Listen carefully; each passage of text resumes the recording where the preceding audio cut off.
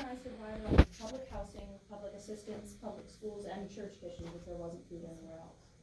Though you came from humble beginnings, what kinds of things did your mother do to provide a sense of normalcy to you? My mother worked 2 and sometimes even 3 jobs to pay for tutoring, sports, and everything else I may have needed. She tried to give me what she didn't have as a child. Everything that she provided spurred me on to become the self-touring of my high school graduating class. How did being homeless shape you? I think that being homeless is what spurred me on in my career. My mother used to clean large, beautiful homes, and the imagery of these dwelling places stuck with me as I grew up. While I was in college, I came across an opportunity to purchase a home and fix it up. I ended up dropping out of college to focus my attention completely on this. Before I knew it, I sold the place and invested the money, and I was on to my next house. On and on I went from there. Eventually, I turned my little hobby into a major business. By 2004, I was building more homes than anyone in Berks, Bucks, and Chester counties. In 2006, I sold my business to Shore and Forest. What did you do with all your free time after selling the business? I ended up finishing my college degree at MBA. How did going back to college impact you?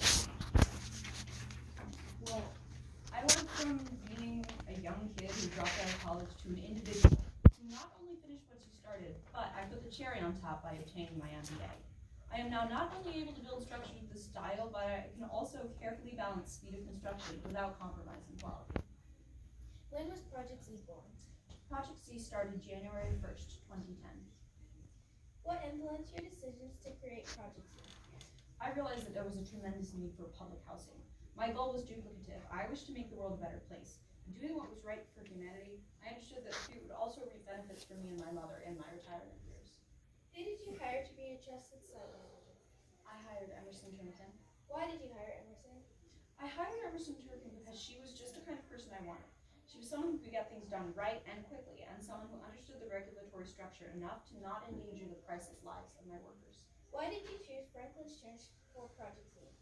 I wanted to turn an urban blight, a scar in the city, the trench, into a story of success, and I wanted to do it in a 100% sustainable and eco-friendly way. What company did you hire to manage the lifting aspect for this project? I hired Stratton Lift Services. I read their promotional material, studied the crane specs, and agreed that we needed the biggest crane they had, Fight and Fill. Who did the company send to operate the crane?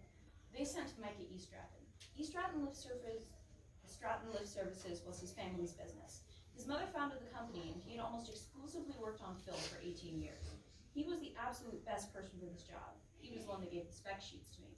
Originally, ELS was going to task Big Tony to the job. After further discussion regarding the scope of work needed to be done, I was able to decide on the Fight and Fill.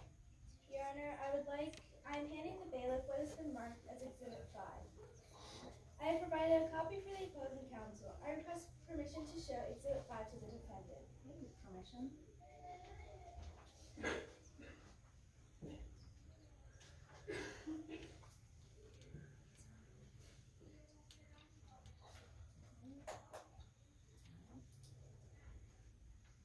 May you please identify this exhibit?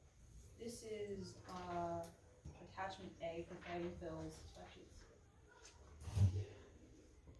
Okay. The authenticity of this exhibit has been stipulated.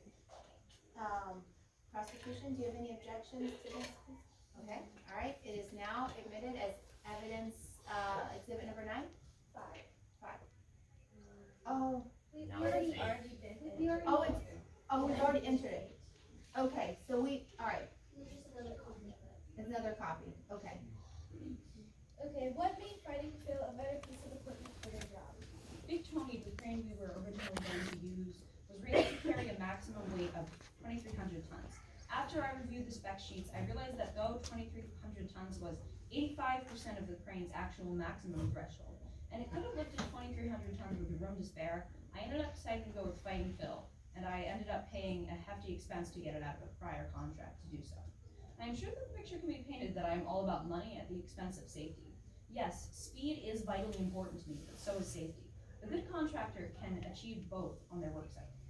I do not expect people looking to completely understand me or my heart. What I do expect is for individuals to not presume upon my heart. Only God can know someone's heart. What was your daily involvement with Project Z? Initially, I was free to work on public works projects in Detroit and Memphis. I had 2 of the industry's best workers workers managing the most vital aspects of my work site. Emerson Turnkin was the overall manager in charge of everything, and Micah Eastratton was operating Fight and Fill. Though he was subordinate to Turnkin, I trusted him too. Together, their skills were second to none. I did not feel I needed to micromanage, and Emerson did not want me to do that either. When she agreed to take the position, she wanted complete control.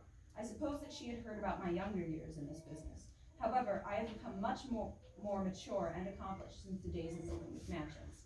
I assumed that she believed this to be true. Otherwise, why would she have agreed to put her reputation on the line to work for someone whose business ideologies and practices were in vast contradiction to hers? What happened 6 months into the project? Unfortunately, 6 months into construction, January 2012 to be exact, I visited the site. It had come to my attention that things were progressing rather slowly. I mean, when my eyes witnessed that the foundation had barely been laid, I was completely mortified. The foundation that was supposed to be finished almost 2 months prior, and what was there was covered in graffiti.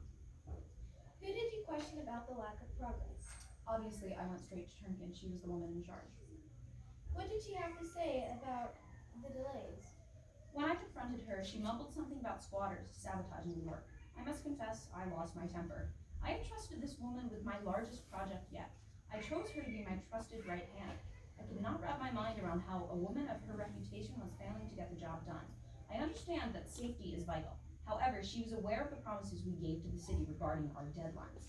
If she did not think she could simultaneously keep us safe and on task, she should not have agreed to take the job. Or, at the very least, she should have contacted me much sooner so that we could have amicably worked together.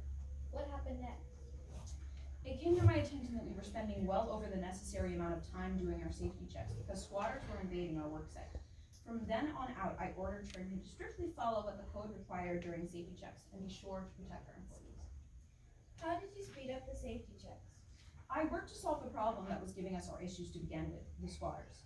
Initially, I figured they were harmless. I had a tender spot in my heart for them because I was once one of them, and I even asked the workers to leave them alone. I figured if I solved the problem for Emerson, he could get back to being her best. She could get back to being her best. Thus, I had a fence put up. In addition, I thought how we could redeem lost time. I decided we would cut the sweeps to 20 minutes and the briefings to 10 minutes. There were minor violations and citations, but I took care of the penalties for those. What terrifying news did the month of April bring? When the panels were finished, we were told that they were 2,900 tons. That was over the maximum engineering limit. For a second, I thought all hope was lost, until Micah reminded me that engineering limits are always set below maximum capacity. He also proudly explained that the crane had held that load for years, and it could likely do it again. Whose approval was required in order to lift panels that were beyond the maximum threshold? I needed to obtain permission from the municipality. Thank you. Or ELS. Obviously, I had the permission of ELS because Micah represented ELS. I even told Emerson to reach out to the city. They did not respond quickly enough, so we just went with the approval of ELS. After all, they are the ones that set the maximum threshold limits. When did the roofs from Hiroshima arrive? The roofs arrived in August. I was excited that the dream of sustainable public housing was finally in view. However, there was one major thing dampening our spirits. There was a hurricane brewing in the Gulf of Mexico. Even though it was not supposed to make landfall near us, the wind and the rain could destroy the temporary roofing and weeks of hard work. If we were to miss our deadline, the dream of finally having a home for many homeless individuals would have been ruined along with all of our work.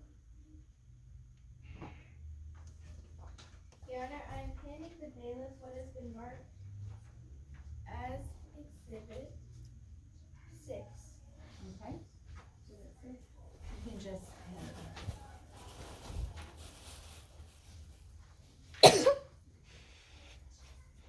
Can you please identify this exhibit?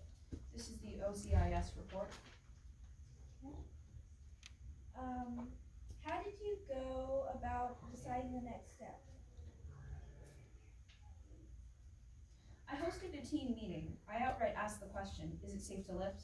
Obviously, we all had concerns. However, Micah assured us that he could pull it off as long as we finished by the time the winds really kicked up. What were the wind speeds and the wind gusts predicted to be when you guys were planning to use the crane? The wind speed was initially predicted to be 5 to 17 miles per hour, and the wind gusts were predicted to be 22 miles per hour. Though I was unaware of the revised prediction reported the wind speed to be 10 to 20 miles per hour, with gusts between 23 and 26 miles per hour. I have to say, being on the actual site, the winds did not at all appear to be that high, and that was clear even without knowledge of the revised report. It didn't knock me or Grace down, and we are nowhere near the size of the crane. What were the actual wind speeds and wind gusts at the time the crane was lifting the crane? The actual wind speeds were sustained at 10 to 17 miles per hour. This report says wind gusts may have gusted as high as 28 miles per hour, but I seriously doubt that they did. Again, I was actually on the site. What did the winds feel like on August 31st? The winds felt breezy, but not that strong. Breezy winds are between 10 to 20 miles per hour, and stronger winds are 25 miles per hour or higher. Your Honor, I'm handing the bailiff what has been marked as Exhibit